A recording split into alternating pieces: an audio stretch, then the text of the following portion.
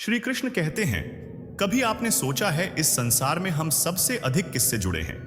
अब कोई कहेगा माता पिता, कोई कहेगा मित्र, कोई कहेगा पत्नी, तो कोई कहेगा संतान। नहीं, यदि इस संसार में हम किसी से जुड़े हैं तो वह है समय।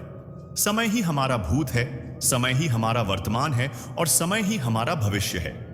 और हम क्या करते हैं? सबसे अधिक जुड़े समय को, सबसे बहुमूल्य संपत्ति को हम नष्ट कर देते हैं। कोई भविष्य के ऊंचे सपनों को बुनता है, कोई बीते कल को कोसता है, किंतु तनिक सोचिए, बीता कल आपके सोच विचार करने से बदलने नहीं वाला। और भविष्य के विषय में सोच विचार करके यदि आप अपना वर्तमान नष्ट कर देते हैं तो आपका भविष्य भी बीते कल की ही भांति होगा। इसलिए आज के विषय में सोचिए, उसे उत्तम बनाइए। आपका भूतकाल और आपका भविष्य अपने आप उत्तम हो जाएगा। नमस्कार मित्रों, आप सभी का हमारे चैनल शब्दपुंज में हार्दिक स्वागत है। हम आपसे आग्रह करते हैं कि इस वीडियो को अंत तक जरूर देखें और अगर आपको हमारा यह प्रयास पसंद आए तो वीडियो को लाइक करें और नीचे कमेंट में जय श्री राधे कृष्ण लिखें। साथ ही अगर आप हमारे चैनल शब्दपुंज को अभी तक सब्सक्राइब नहीं कर पाए हैं तो तुरंत सब्सक्राइब करें और बेल आइकन को दबाएं ताकि हमारे नए प्रेरणादायक वीडियो सबसे पहले आपके पास पहुंचे। तो चलिए दोस्तों, सकारात्मकता से भरे इस सफर की ओर बढ़ते हैं। श्री कृष्ण कहते हैं, जब जब धरती पर पाप बढ़ता है, धर्म की हानि होती है, तब तब मैं आता हूं। यह तो आप सब जानते हैं, किंतु क्या कभी आपने यह सोचा है कि क्यों मैं इस धरा का जीव बन के ही अवतरित हुआ? क्यों मैं मनुष्य के रूप में ही आपके बीच रहता हूं? आज बताता हूं। संसार में पाप और पुण्य संतुलन में चलते हैं, किंतु जब पाप सीमा से आगे बढ़ जाता है तो मुझे यहां आना ही होता है। कारण यह है कि आप मुझे भुला देते हैं। चौंकिए मत, मैं आप में ही बसता हूं। बस आप स्वयं के भीतर बसे परमात्मा को भूलने लगते हैं। इसलिए मुझे आना पड़ता है आपको यह बताने कि सारी शक्ति आप में ही समाहित है। पर आप क्या करते हैं? मेरा सम्मान करते हैं, मुझे पूजते हैं, मुझसे शक्ति मांगने लगते हैं, भांति भांति की इच्छाएं मेरे सामने रखते हैं। मुझे आपकी श्रद्धा से कोई आपत्ति नहीं है। मुझे आपत्ति है उस भाव से जो आपको दुर्बल बनाता है। परमात्मा में श्रद्धा रखिए, किंतु स्वयं की आत्मा पर भी विश्वास रखिए, क्योंकि इस संसार में ऐसा कुछ भी नहीं है जो आप नहीं कर सकते। हर नर में नारायण बसते हैं, हर नारी में लक्ष्मी। तो पहचानिए अपने भीतर के नारायण को और बदल दीजिए समय के इस चक्र को। मुझे प्रसन्नता होगी। मेरे अवतार लेने का वास्तविक प्रयोजन आपको समझ आया तो शंका त्याग कर शंकर बन जाइए, अन्यथा कंकड़ के समान रहना होगा। एक बार सच्चे दिल से बोलिए, राधे राधे। श्री कृष्ण कहते हैं, ईश्वर के लिए सभी प्राणी समान हैं। उन सभी में समान रूप से ईश्वर का वास होता है। कोई जीव छोटा या बड़ा, अधिक या ज्यादा प्रिय नहीं है। जो अपने ईश्वर की विशेष आराधना करते हैं, पुकारते हैं, उनके साथ सदैव उपस्थित रहते हैं। संपूर्ण जगत, ब्रह्मांड, चर अचर, सब में ईश्वर का वास है। यह ईश्वर की माया ही है जो पूरे ब्रह्मांड में व्याप्त है। वही ईश्वर धरती पर मधुर संगीत है। वही ईश्वर अग्नि की ऊष्मा है। उसी ईश्वर का वास प्रत्येक प्राणियों में है जो सन्यासियों के चित्त को शांत कर साधना में लीन करता है। वह आत्म संयम भी ईश्वर ही है। यह संसार नश्वर है। सुख दुख, हर्ष विषाद आदि लगे रहते हैं। क्षण भर के सुख से जो खुश नहीं होता और अशुभ होने पर जो दुखी नहीं होता, वह व्यक्ति सच्चा ज्ञानी होता है। उसे ध्यात होता है कि यहां सब कुछ क्षण भर के लिए होता है, भले ही वह सुख हो या दुख। यह जीवन कर्म प्रधान है। जो व्यक्ति कर्म करके, परिश्रम करके अपने लिए कुछ अर्जित करता है, वह वास्तविक रूप से उस फल का भागी है। अन्यथा वह चोर की भांति है जिसे बैठे बिठाए सब मिल जाता है। जिस व्यक्ति के पास आपके लिए मान सम्मान और कद्र ना हो, उनके साथ रहना व्यर्थ है। वह सदैव आपके लिए शत्रुता का भाव रखते हैं। ऐसे व्यक्ति के साथ रहने से उत्तम है कि आप अकेले रहें। जब समस्याओं पर हमारा वश नहीं चलता, हम आरोप लगाते हैं इस संसार पर और वहां के लोगों पर। सोचते हैं, काश यहां पर आया ही नहीं होता। एक किसान बंजर धरती पर जाता है और अपने परिश्रम से उसे लहलहाता खेत में परिवर्तित करता है। एक दर्जी जिसके पास एक सामान्य सा वस्त्र आता है, अपने परिश्रम से उसे एक सुंदर वेश में परिवर्तित कर देता है। आप भी परिश्रम कीजिए। यह महत्वपूर्ण नहीं है कि आप किस संसार में आए।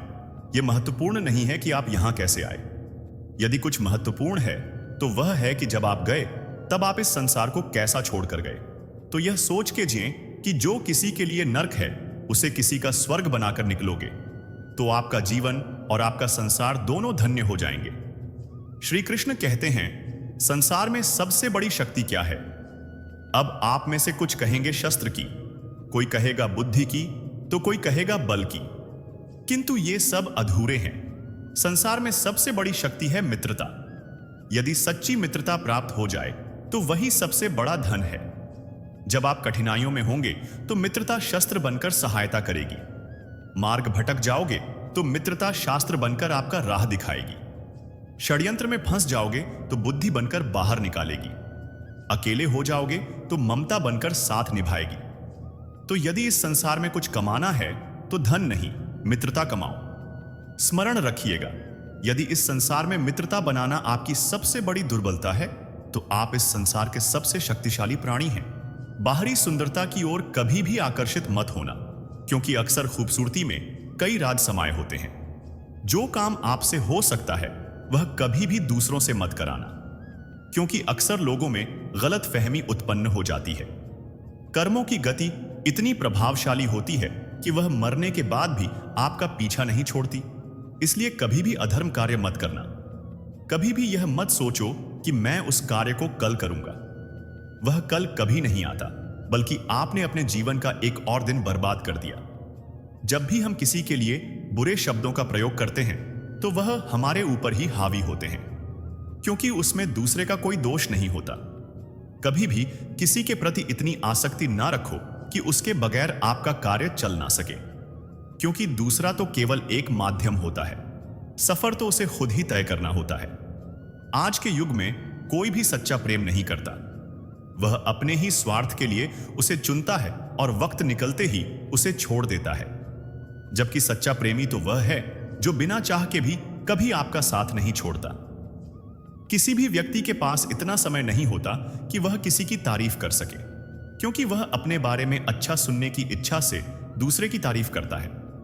जब भी आपको लगे कि आप अकेले हैं तो किसी के सहारे के बजाय अपने अंदर झांकिए और उस सच्चे मित्र ईश्वर से पूछे जो हर समय आपके हित के लिए ही सोचता है।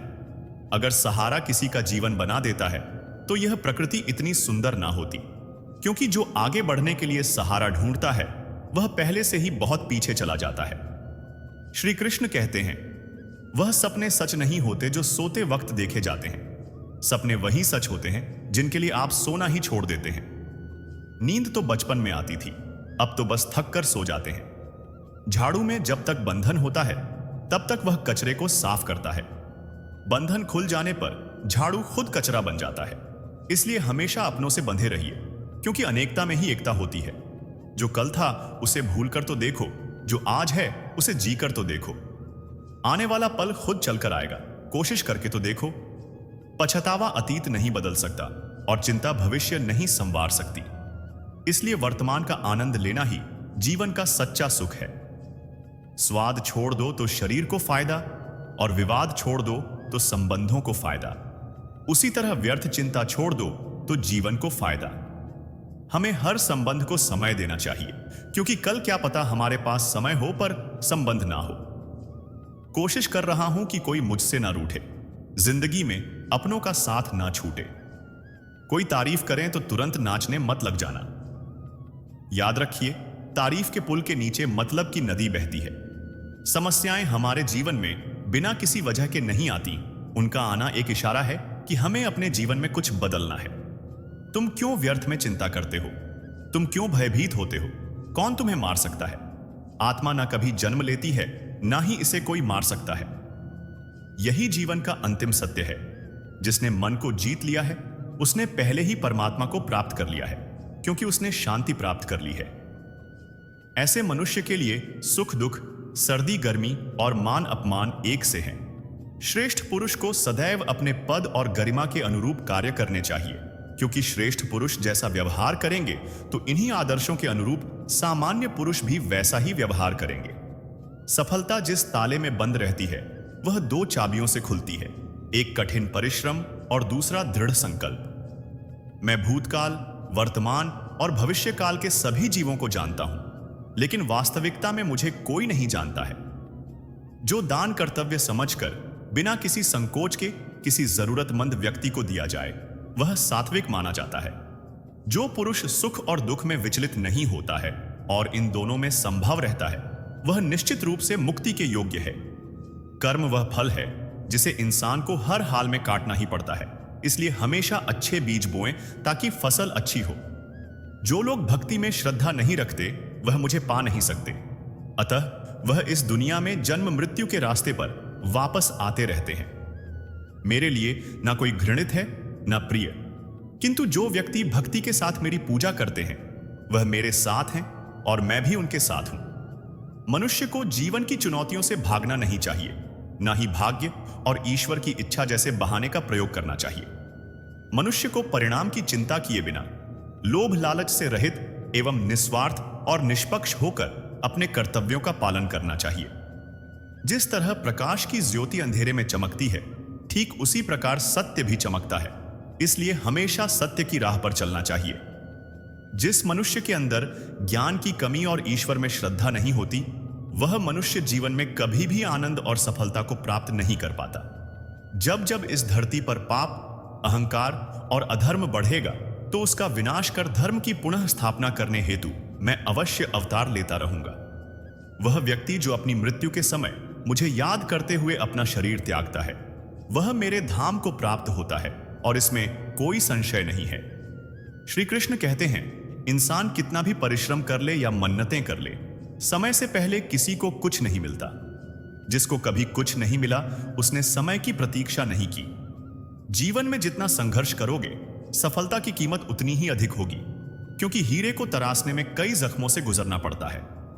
इस दुनिया में जो लोग सफल हुए हैं उन्हें कोई वरदान नहीं था, ना ही उनका कोई विशेष जन्म हुआ था।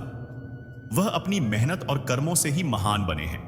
जो मनुष्य धोखे से या कूटनीति से सफलता हासिल करता है वह सबसे बड़ा पापी होता है, क्योंकि शायद उसने किसी जरूरतमंद का जीवन तबाह किया हो। किसी कार्य के प्रति अगर आपका नजरिया तथा लगन है तो वह कार्य ना जानते हुए भी आपको आधी सफलता तो दिला ही देता है। किसी भी अच्छे कार्य को शुरू करने के लिए कभी भी शुभ मुहूर्त की तलाश ना करें, क्योंकि शुभ मुहूर्त तो वही था जब आपने उसके बारे में सोचा था। आलस्य मनुष्य का सबसे बड़ा शत्रु है। जिस शरीर में रहता है उसका नाश कर देता है। योग करने से हमारा शरीर और मन जिस प्रकार से स्वस्थ होते हैं उसी प्रकार से नियमित ध्यान करने से मस्तिष्क और हृदय पवित्र होता है। आलसी व्यक्ति के अंदर कभी विद्या का वास नहीं होता, बल्कि कुरीति तथा कुभावना का विकास होता है। सत्य की हमेशा जिस प्रकार से जीत होती है उसी प्रकार से परिश्रम की भी जीत होती है, भले उसमें थोड़ा समय अधिक लगता है। ज्ञान तो लगभग सभी के अंदर एक जैसा ही होता है, किंतु कुछ लोग उसको अपनी आदत बना देते हैं और कुछ लोग उसको अपनी सबसे बड़ी भूल बना देते हैं। श्री कृष्ण कहते हैं, हमारे पास अक्सर बहुत लोग आते हैं, कुछ को हम समय देते हैं, कुछ का हम तिरस्कार करते हैं, किंतु तिरस्कार कभी नहीं करना चाहिए। किसी व्यक्ति के पास आपके पास आने के 3 मुख्य कारण होते हैं: भाव, अभाव और प्रभाव। यदि कोई आपके पास प्रेम भाव से आए तो उसे प्रेम दीजिए, सम्मान दीजिए। यदि कोई आपके पास अभाव में आए तो उसकी आवश्यकता समझें और जितना हो सके स्वयं से उसकी सहायता करें। और यदि कोई आपके पास प्रभाव के कारण आए तो उसको समुचित सम्मान दें। तो खुद को भाग्यशाली समझें कि कोई आपके प्रभाव में है, किंतु तिरस्कार कभी ना करें। तिरस्कार जन्म देता है कुंठा को, और कुंठा किसी को भी आपका शत्रु बना देती है, इसलिए मित्र बनाएं। श्री कृष्ण कहते हैं, मनुष्य का स्वभाव है कमाना, संग्रह करना, फिर चाहे वह धन हो, नाते हों, संबंध हों या प्रसन्नता। परंतु क्या आपने कभी सोचा है, नियति ने यह संग्रह करने की प्रकृति मनुष्य में क्यों डाली? एक बीज से पौधा पनपता है, उसके भोजन से फल संग्रहित होता है। क्यों? इसलिए ताकि वृक्ष उसे स्वयं खा सके? नहीं, बल्कि इसलिए ताकि वह भूखे जीवों में बांट सके। अब आप पूछेंगे, इसमें वृक्ष का क्या लाभ? लाभ है क्योंकि जो बांटता है वह मिटता नहीं। जो फल ये जीव खाते हैं वह उसके बीजों को वातावरण में बिखेर देते हैं, जिससे जन्म लेते हैं नए वृक्ष। उसकी जाति, उसका गुण, उसकी मिठास सुरक्षित हो जाती है। इसीलिए याद रखिए, अमीर होने के लिए एक एक क्षण संग्रह करना पड़ता है, किंतु अमीर बनने के लिए एक एक कण बांटना पड़ता है। श्री कृष्ण कहते हैं, मन बड़े ही विचित्र कृति है। यह मन शरीर के किस अंग में बसता है कोई नहीं जानता, किंतु संपूर्ण शरीर इस मन की इच्छा साकार करने के लिए प्रयास करता रहता है। अब यदि मन कुछ खाने का करे तो व्यक्ति उसकी इच्छा साकार करने का माध्यम ढूंढता रहता है। अब यदि मन किसी को शत्रु समझ ले तो व्यक्ति उसे नष्ट करने का हर संभव प्रयास करता है। अब यदि मन किसी से प्रेम करे तो उसकी प्रसन्नता के लिए हर सीमा लांघने के लिए सज्ज रहता है। परंतु जीवन सुखद हो, इसके लिए यह आवश्यक है कि मन खाली रहे, जैसे एक बांसुरी की भांति। भीतर कुछ भी नहीं, ना राग है ना द्वेष, तब भी तार छेड़ने पर स्वर निकलता है। इसी प्रकार मन को भी भावनाओं से मुक्त रखना आवश्यक है। स्मरण रखिए, मन में कुछ भरकर जियोगे तो मन भर के जी नहीं पाओगे। श्री कृष्ण कहते हैं, हम में ऐसा कोई नहीं होगा जिसने वृक्षों को नहीं देखा होगा, वृक्षों पर पक्षियों को ना देखा होगा, इनके घोंसले को ना देखा होगा, इन पक्षियों को अपने छोटे छोटे बच्चों को भोजन कराते ना देखा होगा। यह संसार का सबसे ममत्व वाला दृश्य होता है। चिड़ियाओं दूर से अपनी चोंच में दाना भरकर लाती है, उसे संतान की चोंच में डालती है, स्वयं भूखी रहती है, निस्वार्थ और निश्चल होती है, और संतान के पंख निकलते हैं तो उसे उड़ना सिखाती है और उसके पश्चात उसे स्वतंत्र कर देती है, अपना जीवन जीने के लिए, इस आकाश में उड़ान भरने के लिए। हम मनुष्य क्या करते हैं? जिस संतान को हम पंछी की भांति पालते हैं, उसके पंख निकलते ही हम उसे बांध देते हैं, यह सोच के कि कहीं वह दूर उड़कर ना चला जाए। ऐसा नहीं है। इस स्थिति में माता पिता को संतान से प्रेम नहीं है, अवश्य है, किंतु इसमें प्रेम पर मोह भारी पड़ जाता है, जो स्वयं अपने और संतान के बीच में बाधा बन जाता है। हम यह भूल जाते हैं कि हम केवल जन्मदाता हैं, भाग्य विधाता नहीं। और जब प्रेम मोह में आ जाए तो वह प्रेम नहीं स्वार्थ बन जाता है। इसलिए प्रेम को पास रखिए और मोह को दूर, क्योंकि जिससे प्रेम करते हैं उसका विकास नहीं रोका करते। मित्रों, जब हम जीवन में कठिनाइयों से जूझते हैं तब अक्सर हमें यह याद दिलाया जाता है कि माता पिता से बढ़कर कोई नहीं होता। वे हमारे पहले गुरु होते हैं, जो अपने निस्वार्थ प्रेम और त्याग से हर कदम पर हमारा मार्गदर्शन करते हैं। उनकी भूमिका सिर्फ हमें जन्म देने तक सीमित नहीं होती, बल्कि वे हमारे जीवन की हर छोटी बड़ी चुनौती में हमारा सहारा बनते हैं। आज जो कुछ भी हम बन पाए हैं, उसमें उनके संघर्ष, त्याग और असीमित प्रेम का बहुत बड़ा योगदान है। आज की भागदौड़ भरी जिंदगी में हम कभी कभी अपने माता पिता की अहमियत को नजरअंदाज कर देते हैं।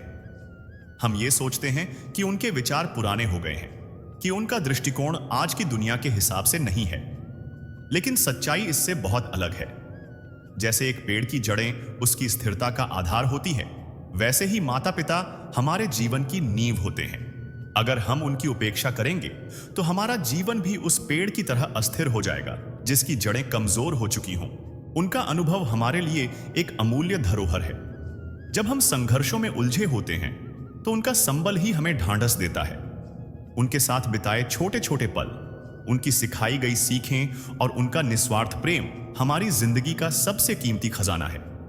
हमें कभी यह नहीं भूलना चाहिए कि जब हम असफल होते हैं, थक जाते हैं, तब हमारे माता पिता ही वो लोग होते हैं जो बिना किसी स्वार्थ के हमें फिर से खड़ा करने के लिए अपना सब कुछ न्योछावर कर देते हैं। माता पिता की अहमियत सिर्फ तब तक नहीं है जब हम बच्चे होते हैं। उनके साथ का महत्व हर उम्र में, हर पल बना रहता है। कृष्णपुर नामक गांव में रामस्वरूप और गीता एक साधारण और गरीब परिवार से थे, जो अपने बेटे विवेक पर गर्व करते थे। उन्होंने अपना हर सुख त्याग कर विवेक को बड़ा किया ताकि वह पढ़ लिख कर एक सफल व्यक्ति बन सके। विवेक ने उनके सपनों को साकार किया जब वह शहर गया और अपनी मेहनत से एक बड़ी कंपनी खड़ी कर ली। अब विवेक अमीर और प्रसिद्ध हो चुका था, लेकिन यह अमीरी धीरे धीरे उसे उसके माता पिता से दूर ले गई। सफलता ने उसे घमंडी बना दिया और अब उसे अपने माता पिता की कोई परवाह नहीं थी। उसने कभी उनकी आर्थिक सहायता करने की भी नहीं सोची। धीरे धीरे रामस्वरूप और गीता के पास जीने के लिए साधन कम होते गए। गांव के लोग सहानुभूति दिखाते थे, लेकिन विवेक के माता पिता की हालत दिन ब दिन बिगड़ती जा रही थी। बेटे के इंतजार में रामस्वरूप और गीता की तबीयत खराब होने लगी। उनके पास पैसे नहीं थे जिससे वे अपना इलाज करा पाते। एक दिन तो ऐसा भी आया जब उन्हें गांव के मंदिर के बाहर भिक्षा मांगनी पड़ी ताकि वे 2 वक्त की रोटी जुटा सकें। उनका शरीर धीरे धीरे कमजोर होता गया, लेकिन विवेक अपनी सफलता में इतना डूब चुका था कि उसे इस बात का कोई अंदाजा नहीं था। गीता अक्सर रोते हुए कहती, क्यों हमारा विवेक हमें भूल गया। हमने उसे अपनी सारी खुशियां दी और आज वह हमें भुलाकर बैठा है। रामस्वरूप चुपचाप उसकी बातें सुनते थे, लेकिन वह जानते थे कि उनका बेटा अब उन्हें कभी देखने नहीं आएगा। गांव वालों को भी उनकी दुर्दशा देखकर दुख होता था, लेकिन वे उनकी पूरी मदद नहीं कर सकते थे। तभी एक दिन गांव में एक साधु का आगमन हुआ। यह साधु कोई और नहीं बल्कि भगवान कृष्ण थे, जो विवेक को उसकी गलती का एहसास कराने के लिए साधु का रूप धारण करके आए थे। भगवान कृष्ण ने सोचा कि विवेक ने अपने माता पिता को दुख देकर अपने जीवन की सबसे बड़ी भूल की है और उसे सबक सिखाने का समय आ गया है। उन्होंने साधु का वेश धारण किया और विवेक के पास गए। जब कृष्ण साधु के रूप में विवेक से मिले तो उन्होंने उसे उसके माता पिता की स्थिति के बारे में चेतावनी दी। उन्होंने कहा, जो माता पिता को छोड़ता है वह जीवन में कभी सच्चा सुख नहीं पा सकता। तेरा धन तुझे कभी शांति नहीं देगा। अगर तू अब भी अपने माता पिता की चिंता नहीं करेगा तो वह समय दूर नहीं जब तू सब कुछ खो देगा। लेकिन विवेक ने उनकी बातों को नजरअंदाज कर दिया और अपनी दौलत और शोहरत में खोया रहा। कुछ महीनों बाद अचानक विवेक की कंपनी में समस्याएं आने लगीं। पहले उसके सबसे भरोसेमंद साझेदारों ने उसे धोखा देना शुरू किया, फिर व्यापार में घाटा होने लगा और धीरे धीरे उसकी कंपनी दिवालिया होने के कगार पर आ गई। विवेक को समझ में नहीं आ रहा था कि ऐसा क्यों हो रहा है। उसके एक के बाद एक प्रोजेक्ट विफल हो रहे थे और उसके साथ काम करने वाले लोग भी उससे दूर होते जा रहे थे। जो कभी उसके अमीर दोस्तों की तरह उसके साथ रहते थे, वे अब उसे नजरअंदाज करने लगे थे। विवेक को धीरे धीरे समझ में आने लगा कि साधु की चेतावनी सच थी। भगवान कृष्ण की बातें उसकी जिंदगी में हकीकत बनकर सामने आ रही थी। इसी दौरान विवेक के जीवन में एक और बड़ी आपदा आई। उसे गांव से खबर मिली कि उसके माता पिता अब इस दुनिया में नहीं रहे। उनके अंतिम समय में रामस्वरूप और गीता को गांव के मंदिर के बाहर भिक्षा मांगनी पड़ी थी और उनकी खराब हालत ने उन्हें इस स्थिति में ला दिया था। यह खबर विवेक के लिए किसी बिजली की तरह थी। वह अंदर से टूट चुका था और गहरे पछतावे में डूब गया कि उसने अपनी सफलता के नशे में उन्हें भुला दिया। विवेक जब पूरी तरह से निराश और अकेला हो गया था, तभी वह साधु फिर से उसके सामने प्रकट हुआ। साधु ने एक कड़ी आवाज में कहा, मैंने तुम्हें पहले ही चेतावनी दी थी विवेक। माता पिता का दुख भगवान के आशीर्वाद को भी छीन लेता है। तुमने उन्हें दुखी किया और इसके परिणाम स्वरूप तुमने अपना सब कुछ खो दिया। विवेक ने आंसू भरी आंखों से माफी मांगी और कहा, मुझे माफ कर दो महाराज, मैंने बहुत बड़ी गलती की है। मैं अपने माता पिता की सेवा नहीं कर सका और अब मैं उनके बिना इस दुनिया में अकेला हूं। साधु का रूप अचानक बदलने लगा और उनके स्थान पर भगवान श्री कृष्ण का दिव्य रूप प्रकट हुआ। विवेक ने यह देखकर आश्चर्य में आकर उनके चरणों में गिरते हुए कहा, प्रभु, आप साधु के रूप में मुझे मार्गदर्शन देने आए थे। भगवान कृष्ण ने विवेक को उठाया और कहा, हां विवेक, मैंने तुम्हें सही रास्ता दिखाने के लिए साधु का रूप धारण किया था। जो व्यक्ति अपने माता पिता को दुख देता है वह जीवन में कभी सच्ची सफलता और शांति नहीं पा सकता। लेकिन तुमने सच्चे दिल से अपनी गलती का एहसास किया है, इसलिए मैं तुम्हें एक और मौका दे रहा हूं। भगवान कृष्ण ने विवेक को आशीर्वाद दिया और कहा, अब तुम्हें अपने माता पिता के नाम पर सेवा करनी होगी। तुम्हें कृष्णपुर गांव में उनकी याद में लोगों की भलाई के लिए काम करना होगा। यही तुम्हारे जीवन की नई शुरुआत होगी। विवेक ने भगवान कृष्ण के सामने वचन दिया कि वह अपने माता पिता के नाम पर गरीबों की सेवा करेगा और गांव में एक स्कूल और अस्पताल बनवाएगा ताकि और किसी को उसके माता पिता की तरह कष्ट ना उठाना पड़े। भगवान कृष्ण के आशीर्वाद से विवेक की जिंदगी फिर से पटरी पर आने लगी। उसने अपने माता पिता की स्मृति में कृष्णपुर गांव में समाज सेवा के कई कार्य शुरू किए। गांव में गरीब बच्चों के लिए एक बड़ा स्कूल बनवाया और एक अस्पताल की स्थापना की जहां गरीबों का मुफ्त में इलाज हो सके। विवेक अब पूरी तरह से बदल चुका था। उसने अपनी शेष जिंदगी अपने माता पिता की याद में समर्पित कर दी और उनके नाम का सम्मान करते हुए लोगों की सेवा की। अब वह जान चुका था कि सच्ची दौलत माता पिता का आशीर्वाद और उनके साथ बिताया हुआ समय होता है। इस कहानी से हमें यह सीख मिलती है कि जीवन में माँ बाप से बढ़कर कोई नहीं होता। उनका दुख किसी भी व्यक्ति के जीवन को बर्बाद कर सकता है, जबकि उनका आशीर्वाद सबसे बड़ी दौलत होती है। भगवान कृष्ण ने विवेक को यह शिक्षा दी थी कि माता पिता की सेवा ही सच्ची सेवा है और यही जीवन को धन्य बनाती है। अक्सर अनजाने में हम माता पिता को दुख पहुंचा देते हैं, उनकी भावनाओं को समझने में असमर्थ होते हैं। जो व्यक्ति अपने माता पिता का आदर नहीं करता, वह जीवन में कभी सच्ची सफलता प्राप्त नहीं कर सकता। चाहे कितना भी धन दौलत और शोहरत हो, अगर माता पिता का आशीर्वाद नहीं है तो जीवन का असली आनंद छिन जाता है। सच्ची सफलता माता पिता के आशीर्वाद के बिना अधूरी है। कई लोग तब जागते हैं जब बहुत देर हो चुकी होती है। वे माता पिता के साथ बिताए समय को याद करते हैं, लेकिन तब तक वे उनके साथ नहीं होते। ऐसे में केवल पछतावा रह जाता है, जो व्यक्ति को अंदर से कमजोर कर देता है। इसीलिए हमें यह समझना चाहिए कि माता पिता के साथ समय बिताना और उन्हें खुश रखना हमारी प्राथमिकता होनी चाहिए। माता पिता की दुआएं हमें हर कदम पर शक्ति और साहस प्रदान करती हैं। भगवान कृष्ण का जीवन भी यही सिखाता है। उन्होंने अपने माता पिता वसुदेव और देवकी को संकटों से उबारा और अपने पालनहार यशोदा मां और गुरु सांदीपनी का हमेशा सम्मान किया। उनका जीवन यह संदेश देता है कि सच्ची भक्ति और सफलता उन्हीं को मिलती है जो अपने माता पिता और गुरुओं का आदर करते हैं। अंत में, अगर हमारे पास माता पिता का आशीर्वाद है तो दुनिया की कोई भी ताकत हमें गिरा नहीं सकती। उनकी दुआएं हमारी सफलता में 4 चांद लगाती हैं। श्री कृष्ण कहते हैं, जीवन में कुछ कर दिखाना है।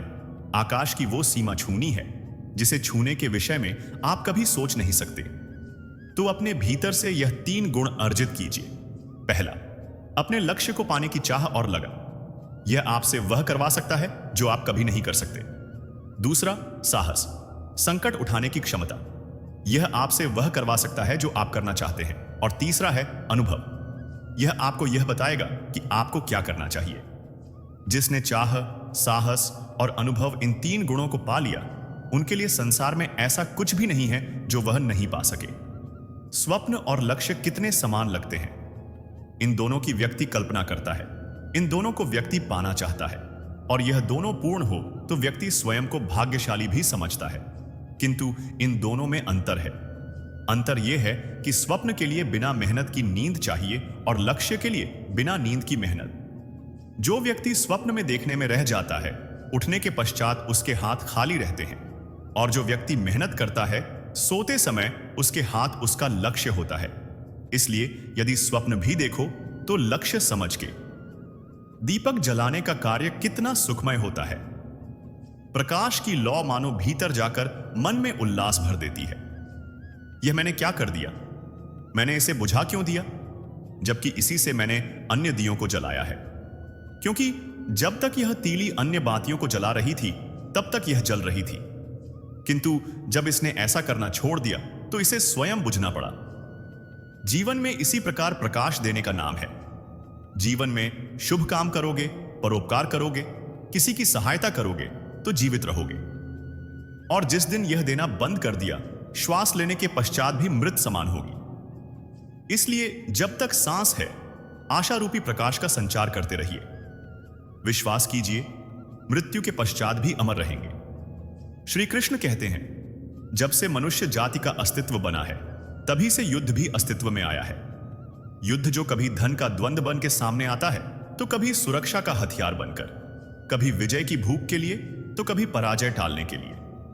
किंतु वास्तविकता तो यह है, यदि आपको आगे बढ़ना है तो बाधाओं से युद्ध तो करना होगा।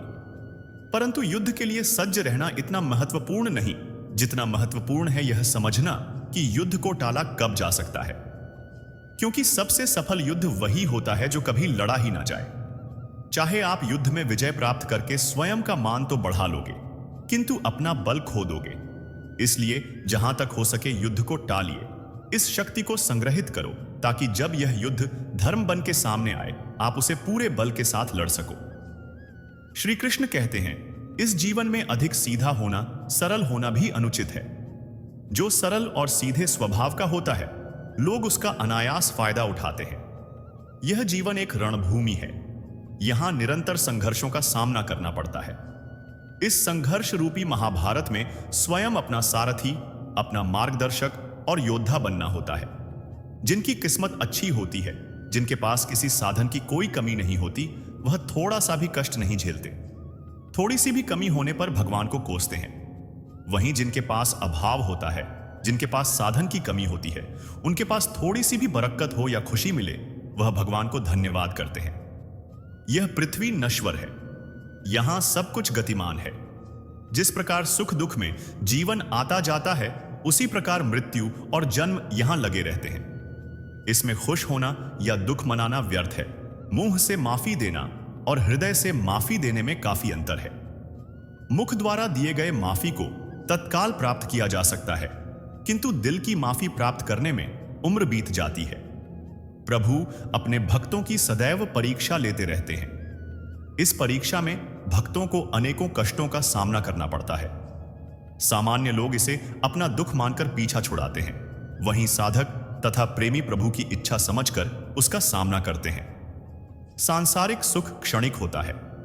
जो सुख आज प्राप्त हो रहा है, वह सुख स्थायी नहीं है। यह सुख आपके साथ सर्वदा नहीं रहने वाला। आपको दुख भी प्राप्त होगा, परंतु संसार से वियोग अर्थात मुक्ति परम आनंद को प्राप्त कराती है। यह ईश्वर तक पहुंचाती है। माना जाता है कि जीवन के पूर्व कर्मों का फल इसी जन्म में होता है। जितने भी रिश्ते नाते सुख दुख व्यक्तिगत जीवन में प्राप्त होते हैं, वह पूर्व जन्मों का फल है। वरना कौन इतनी बड़ी दुनिया में आपसे दिल लगाता है। राधा और कृष्ण दोनों अवतारी थे। दोनों का जन्म कुछ विशेष परिस्थितियों के लिए हुआ था। उन दोनों का मिलना बिछड़ना बस एक प्रक्रिया मात्र थी, जिनके माध्यम से प्रेम का वास्तविक रूप समाज में दिखाना था। आस्था और प्रेम पर व्यक्ति का स्वयं नियंत्रण होता है। जहां आस्था और प्रेम लग जाता है, वहीं श्री कृष्ण के दर्शन हो जाते हैं, क्योंकि श्री कृष्ण सर्वव्यापी हैं। कृष्ण को जो भी भक्त सच्चे हृदय से पुकारता है, वह उनके साथ सदैव खड़े हो जाते हैं। प्रहलाद जैसा विश्वास, भीलनी जैसी आशा और द्रौपदी जैसी पुकार, मीरा जैसा इंतजार अगर सभी शुद्ध हो तो कृष्ण को तो आना ही पड़ता है। आशाएं व्यक्ति को दुख के मार्ग पर ले जाती हैं। आशाएं बड़ी प्रबल होती हैं। आशा अनुरूप कार्य होने पर जहां खुशी मिलती है, वहीं आशा के विरुद्ध कार्य होने पर दुख का पहाड़ टूट जाता है। व्यक्ति जीवन में आशा दुख का प्रमुख कारण है। हम अपने संबंधों के साथ जीते हैं, उत्सव मनाते हैं, खेलते हैं, खाते हैं, आनंद मनाते हैं। किंतु जब कोई प्रिय हमसे दूर चला जाता है, इस संसार से चला जाता है, तब हम दुर्बल हो जाते हैं, सदा दुखी रहते हैं। क्या यह होना चाहिए? इस प्रकृति को देखिए। वृक्ष पत्तों के झड़ने से शोक नहीं मनाता, वह नए पत्तों के आने का स्वागत करता है। कल आप भी किसी स्थान पर आए थे और कल आपके स्थान पर कोई और अवश्य आएगा, क्योंकि यह परिवर्तन है। यह प्रकृति का नियम है। इसमें शोक कैसा? जो छूटा उसका शोक मनाने के स्थान पर जो मिलेगा या जो आपके पास है, उसका आनंद उठाइए। जो लोग यह कहते हैं कि अपनों के आगे झुकने में बुराई नहीं, उन्हें मालूम होना चाहिए कि जो अपने होते हैं वह कभी झुकने नहीं देते। श्री कृष्ण कहते हैं, जब से मनुष्य का जन्म हुआ है, जान पहचान का महत्व है। आज के युग में तो व्यक्ति का मूल्यांकन ही इससे किया जाता है कि उसकी पहचान कहां तक है। क्यों? आपके आसपास भी कई ऐसे लोग होंगे जो पहचान के बल पर आपको लाभ देंगे। ऐसे कई लोग होंगे जो पहचान से काम पालेंगे, धन अर्जित कर लेंगे। किंतु आप तनिक सोचिए, क्या यह ठीक है?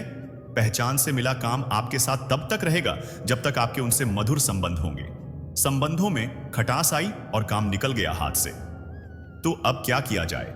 इसका उत्तर है, अपना काम पूरे मन से करो, अपना काम निश्चल भाव से करो, क्योंकि पहचान से मिला काम अधिक समय तक नहीं टिकेगा, किंतु काम से मिली पहचान युगों युगों तक टिकेगी। श्री कृष्ण कहते हैं, किसी में भी अकेले दुनिया को बदलने की ताकत नहीं है, लेकिन आप पानी में एक पत्थर फेंक कर कई तरंगे पैदा करने के समान बहुत कुछ कर सकते हैं। हर कोई जानता है कि हम क्या हैं, पर यह नहीं जानते कि हम क्या बन सकते। अगर आपने अंदर की खूबी को पहचान लिया तो आप सब कुछ प्राप्त कर सकते हैं। जीवन में कभी भी दुख से ना डरो, क्योंकि जब ठोकर लगती है तभी मनुष्य सीख आता है और संभल कर चलता है। मनुष्य की गलतफहमी है कि भाग्य ही सब कुछ है, लेकिन भाग्य नाम की कोई चीज नहीं होती। इसकी केवल मनुष्य ही पूजा करता है। अगर मनुष्य अपने जीवन में यह सोचता है कि उसके सोचने मात्र से कार्य सफल हो जाएंगे, तो यह उसकी सबसे बड़ी भूल होगी, क्योंकि शेर को भी अपना शिकार खुद ही करना पड़ता है। भाग्य तभी होता है जब मनुष्य कर्म करता है, और कर्म नहीं करता है तो वही भाग्य अभिशाप बन जाता है। मानव का भाग्य पूर्व जन्मों के कर्मों से बनता है, और वर्तमान जीवन में उस कर्म के प्रति कर्तव्य निष्ठ होकर कार्य करने से ही वह सफल हो पाता है। मनुष्य को हमेशा यह सोचना अनिवार्य है कि जो भी कर्म मैं कर रहा हूं, उसका संतान पर वैसा ही प्रभाव पड़ेगा, अर्थात पुत्र के अंदर भी वही गुण विद्यमान होंगे। मानव के जीवन में संगति का असर बहुत पड़ता है। अपनी बराबरी की संगति भी उतना प्रभाव नहीं करती जितना कि श्रेष्ठ लोगों की संगति से जीवन सुधरता है। मनुष्य दुनिया तभी बदल सकता है जब वह खुद में परिवर्तन करे। अगर आपका स्वभाव अच्छा है तो आपको कैसा भी समाज क्यों ना मिले, आप में कोई भी अवगुण समाहित नहीं हो सकते। मनुष्य को कोई भी कार्य बिना सोचे समझे नहीं करना चाहिए, क्योंकि बाद में यही आपत्ति का कारण बनता है। और थोड़ा सोचें और कार्य को सफल करें। व्यक्ति को पता रहता है कि लोभ ही उसके दुखों और विनाश का कारण है, फिर भी उसे छोड़ना नहीं चाहता, जबकि छोड़ने में ही भलाई है। जीवन में याद रखना, कभी किसी कस्मों का अग्रमी मत बनना, क्योंकि कार्य सिद्ध होने पर सबको सवासी मिलती है और बिगड़ने पर उसी व्यक्ति को क्षति पहुंचती है। ऐसा जन्म भी किसी किसी का होता है जो जीवन में कितना भी संकट क्यों ना आ जाए, वह कभी अपना धैर्य नहीं खोते, और वही व्यक्ति महान लोगों की श्रेणी में गिने जाते हैं। जन्म लेने वालों के लिए मृत्यु उतना ही निश्चित है जितना कि मृत्यु होने वालों के लिए जन्म लेना। इसलिए जो अपरिहार्य है उस पर शोक मत करो। वह जो वास्तविकता में मेरे उत्कृष्ट जन्म और गतिविधियों को समझता है, वह शरीर त्यागने के बाद पुनः जन्म नहीं लेता और मेरे धाम को प्राप्त होता है। जो होने वाला है वह होकर ही रहता है, और जो नहीं होने वाला कभी नहीं होता। ऐसा निश्चय जिनकी बुद्धि में होता है, उन्हें चिंता कभी नहीं सताती है। अपने परम भक्तों जो हमेशा मेरा स्मरण या एक चित्त मन से मेरा पूजन करते हैं, मैं व्यक्तिगत रूप से उनके कल्याण का उत्तरदायित्व लेता हूं। जो कोई भी व्यक्ति जिस किसी भी देवता की पूजा विश्वास के साथ करने की इच्छा रखता है, मैं उस व्यक्ति का विश्वास उसी देवता में दृढ़ कर देता हूं। अच्छे कर्म करने के बावजूद भी लोग केवल आपकी बुराइयां ही याद रखेंगे, इसलिए लोग क्या कहते हैं इस पर ध्यान मत दो, तुम अपना कर्म करते रहो। मानव कल्याण भागवत गीता का प्रमुख उद्देश्य है, इसलिए मनुष्य को अपने कर्तव्यों का पालन करते समय मानव कल्याण को प्राथमिकता देना चाहिए। इतिहास कहता है कल सुख था, विज्ञान कहता है कल सुख होगा, लेकिन धर्म कहता है अगर मन सच्चा और दिल अच्छा हो तो हर रोज सुख होगा। क्रोध से भ्रम पैदा होता है, भ्रम से बुद्धि व्यग्र होती है। जब बुद्धि व्यग्र होती है तो तर्क नष्ट हो जाता है, और जब तर्क नष्ट होता है तब व्यक्ति का पतन होता है। अपने आप को ईश्वर के प्रति समर्पित कर दो, यही सबसे बड़ा सहारा है। जो कोई भी इस सहारे को पहचान गया है वह डर, चिंता और दुखों से आजाद रहता है। जो मनुष्य जिस प्रकार से ईश्वर का स्मरण करता है, उसी के अनुसार ईश्वर उसे फल देते हैं। कंस ने श्री कृष्ण को सदैव मृत्यु के लिए स्मरण किया, तो श्री कृष्ण ने भी कंस को मृत्यु प्रदान की। अतः परमात्मा को उसी रूप में स्मरण करना चाहिए जिस रूप में मानव उन्हें पाना चाहता है। भगवान प्रत्येक वस्तु में, प्रत्येक जीव में मौजूद है। आत्मा अमर है, इसलिए मरने की चिंता मत करो। आत्मा का अंतिम लक्ष्य परमात्मा में मिल जाना होता है, इंसान नहीं। उसका मन किसी का दोस्त या दुश्मन होता है। बड़प्पन वह गुण है जो पद से नहीं, संस्कारों से प्राप्त होता है। व्यक्ति या जीव का कर्म ही उसके भाग्य का निर्माण करता है। वर्तमान परिस्थिति में जो तुम्हारा कर्तव्य है वही तुम्हारा धर्म है। मन बहुत चंचल है, जो इंसान के दिल में उथल पुथल कर देता है। जब वह अपने कार्य में आनंद खोज लेते हैं तब वह पूर्णता प्राप्त करते हैं। जीवन में कभी भी किसी से अपनी तुलना मत कीजिए। आप जैसे हैं सर्वश्रेष्ठ हैं। बुरे कर्म करने नहीं पड़ते, हो जाते हैं, और अच्छे कर्म होते नहीं, करने पड़ते हैं।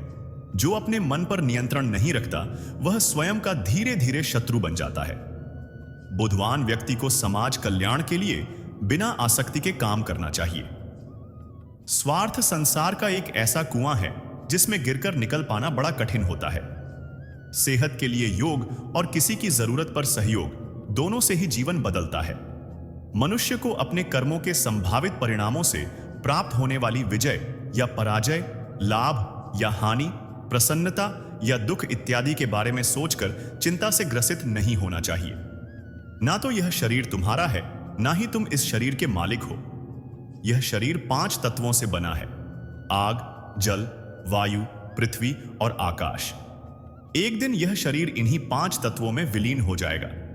मनुष्य का मन इंद्रियों के चक्रव्यूह के कारण भ्रमित रहता है, जो वासना, लालच, आलस्य जैसी बुरी आदतों से ग्रसित हो जाता है। इसलिए मनुष्य का अपने मन एवं आत्मा पर पूर्ण नियंत्रण होना चाहिए।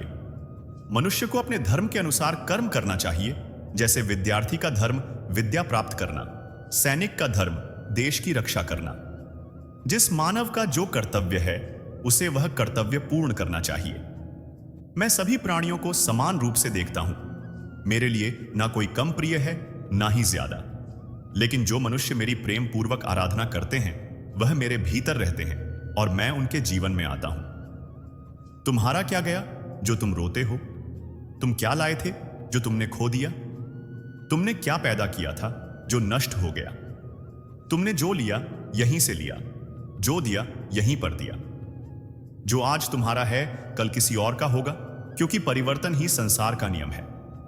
अपनी पीड़ा के लिए संसार को दोष मत दो, अपने मन को समझाओ। तुम्हारे मन का परिवर्तन ही तुम्हारे दुखों का अंत है। यदि कोई व्यक्ति प्रेम से, भक्ति से पुष्प, फल, जल भी मुझे चढ़ा दे तो उसी भाव से उसे स्वीकार करता हूं। वह मेरा प्रिय भक्त होता है। उससे मत डरो जो वास्तविक नहीं है, न कभी था, न कभी होगा। जो वास्तविक है वह हमेशा था और उसे कभी नष्ट नहीं किया जा सकता। अगर तुम्हें किसी ने दुखी किया है तो बुरा मत मानना।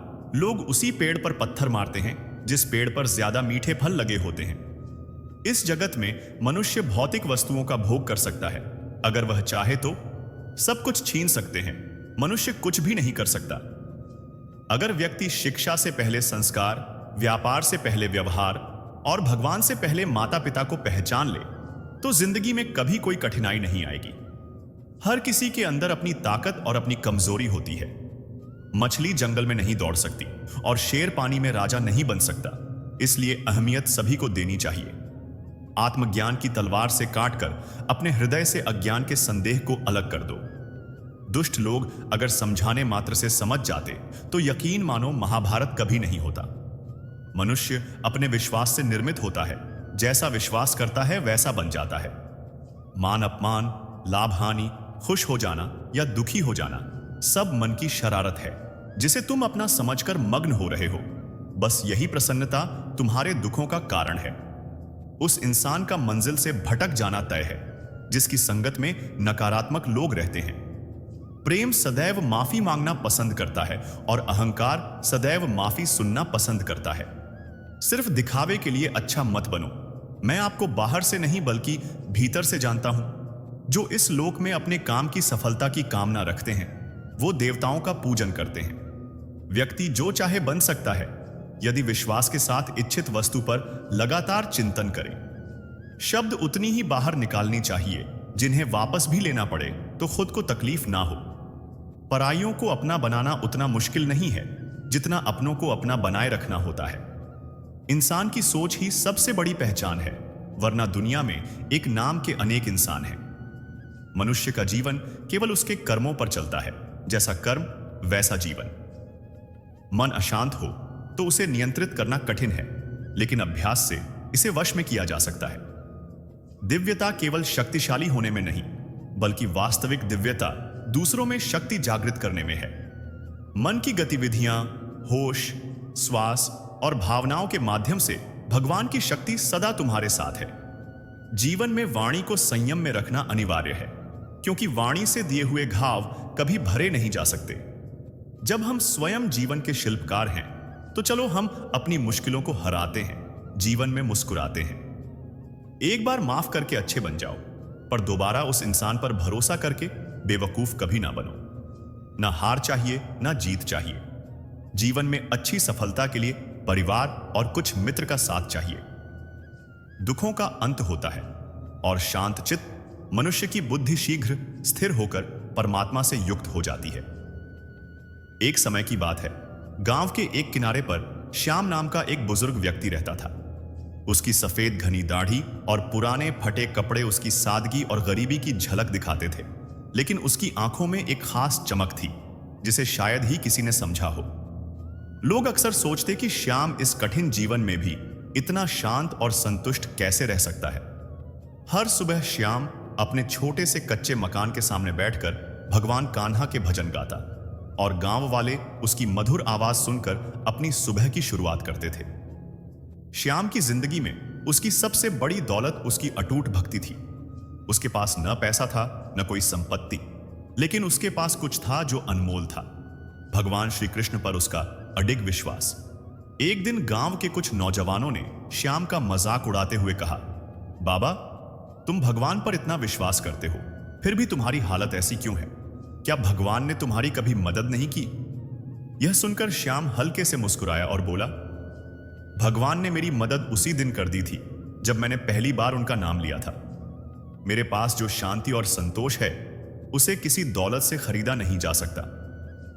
लेकिन गांव में सब ऐसा नहीं मानते थे। कुछ लोगों को श्याम के विश्वास पर संदेह हुआ। गांव के सबसे धनी व्यक्ति देवदास ने श्याम की परीक्षा लेने का फैसला किया। उसने सोचा, अगर भगवान श्याम की सुनते हैं तो इसे परखा जाना चाहिए। उसने अपने नौकरों से श्याम के घर में चोरी करवाने का आदेश दिया। श्याम के पास जो कुछ भी था, कुछ पुराने बर्तन और एक पुरानी भगवत गीता, वह सब चोरी हो गया। अगले दिन जब गांव वाले श्याम के पास पहुंचे तो उन्होंने देखा कि उसका घर पूरी तरह खाली हो चुका था। सबको लगा कि श्याम अब उदास हो जाएगा, लेकिन इसके विपरीत श्याम अब भी उसी शांत और संतोष भरी मुद्रा में बैठा भगवान का नाम जप रहा था। यह देखकर देवदास और बाकी लोग चकित रह गए। देवदास ने कहा, बाबा, अब आपके पास कुछ भी नहीं बचा। क्या अब भी आप कहेंगे कि भगवान आपकी मदद करेंगे? श्याम ने हंसते हुए उत्तर दिया, जो कुछ था वह भगवान का था। उन्होंने लिया तो क्या हुआ? मेरी असली दौलत मेरे दिल में है, भगवान कान्हा की भक्ति। जो चीजें चली गईं वे सिर्फ स्थायी थी। तभी गांव में एक अनोखी घटना घटी। श्याम के घर के पास लगे एक पेड़ की जड़ से अचानक कुछ चमकता हुआ बाहर निकला। गांव वाले और देवदास उस ओर दौड़े और देखा कि जमीन के अंदर से सोने के सिक्के निकल रहे थे। यह देखकर सभी हैरान रह गए। देवदास सोचने लगा कि शायद श्याम की भक्ति का यह फल है। लोग कहने लगे, बाबा, यह तो चमत्कार है। श्याम ने गहरी सांस ली और मुस्कुराते हुए कहा, यह भगवान का संकेत है कि जो सच्चे मन से भक्ति करता है उसकी हर जरूरत का ध्यान रखा जाता है। लेकिन यह सोना मेरे लिए नहीं है, इसे गांव के गरीब लोगों में बांट दो। भगवान ने इसे उनके लिए भेजा है जो इसकी सच्ची जरूरत में है। इस घटना के बाद गांव के सभी लोग श्याम के पास आए और अपनी गलतियों के लिए माफी मांगी। देवदास ने भी अपनी संपत्ति का एक बड़ा हिस्सा गांव के गरीबों में बांटने का संकल्प लिया। श्याम ने सभी को समझाया कि सच्ची भक्ति का अर्थ सिर्फ पूजा पाठ नहीं, बल्कि भगवान पर अटूट विश्वास और दूसरों की सेवा में है। यह कहानी श्याम की है, जिसने सादगी और सच्ची भक्ति से भगवान को पाया और गांव के लोगों को भी यह सिखाया कि सच्ची दौलत मन की शांति और संतोष में होती है, न कि भौतिक वस्तुओं में। इस कहानी का संदेश सरल और गहरा है। सच्ची भक्ति केवल मंदिरों में पूजा अर्चना करने में नहीं, बल्कि दूसरों की सेवा करने और ईश्वर पर बिना किसी शर्त के विश्वास रखने में है। श्याम की तरह, जिसने अपनी जिंदगी में कुछ भी न होने पर भी अपनी भक्ति और विश्वास को डगमगाने नहीं दिया, हमें भी इस बात को समझना चाहिए कि असली संपत्ति शांति और संतोष है। आखिरकार भगवान उन लोगों का ध्यान रखते हैं जो निस्वार्थ भाव से उनकी भक्ति करते हैं। श्याम ने न केवल गांव वालों को यह सिखाया, बल्कि देवदास जैसे धनी व्यक्ति को भी जीवन का असली अर्थ समझाया कि भक्ति और सेवा ही सबसे बड़ी दौलत है। मित्रों, अगर इस वीडियो से आपको कुछ भी नया सीखने को मिला हो तो कृपया कमेंट सेक्शन में जय श्री राधे कृष्ण लिखना न भूलें। साथ ही इस वीडियो को लाइक और अपने दोस्तों के साथ शेयर जरूर करें। अगर आप हमारे चैनल पर नए हैं तो इसे सब्सक्राइब करें और बेल आइकन को ऑल पर सेट करें ताकि आपको हमारे सभी नए वीडियो की जानकारी मिल सके। आपके समर्थन के लिए धन्यवाद। जय श्री राधे कृष्णा।